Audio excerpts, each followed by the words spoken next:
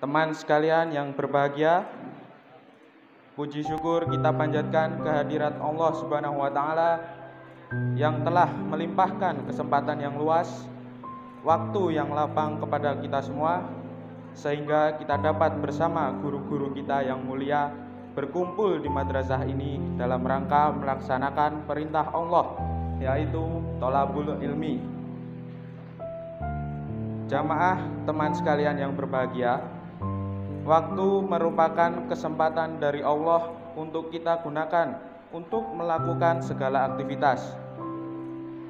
Kalau kita bisa mengatur waktu, maka banyak aktivitas yang bisa kita lakukan. Terkait dengan ini, Allah Subhanahu wa taala telah berfirman dalam surat Al-Asr ayat 1-3. Teman-teman sekalian berbahagia, Allah sudah menegaskan dengan demi waktu.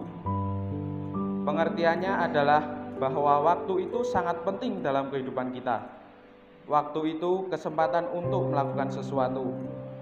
Dengan waktu ini kita manusia dapat memanfaatkan untuk apapun. Demi waktu, sesungguhnya manusia itu dalam kerugian. Maknanya, kalau tidak bisa mengatur waktu, manusia itu akan merugi. Kita sebagai siswa madrasah jika tidak bisa mengelola waktu, maka kita akan menjadi siswa yang merugi. Seluruh waktu yang kita gunakan untuk bermain saja, kita akan merugi. Sebagian besar waktu kita gunakan untuk bersantai, tidak bersungguh-sungguh, kita akan merugi. Maka teman sekalian, mari kita atur waktu kita sehingga kita beruntung.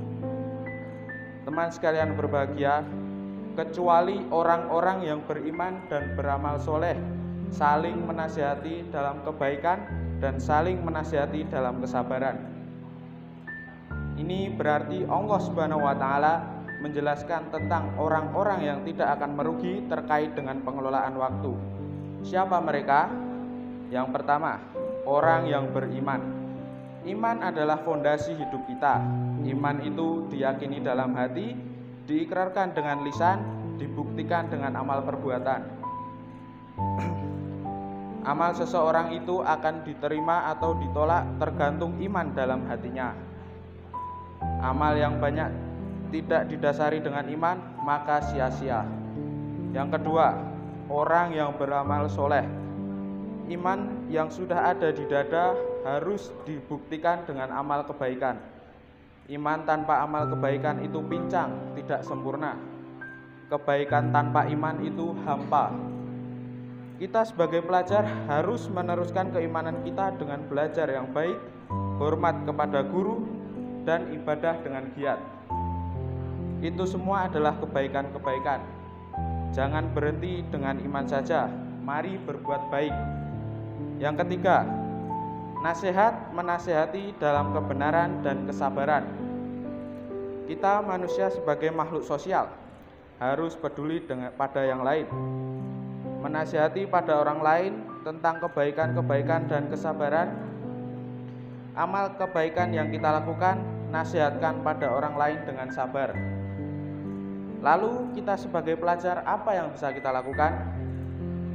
Menjaga teman-teman lain dengan kebaikan. Demikian yang bisa saya sampaikan. Mohon maaf jika ada salah.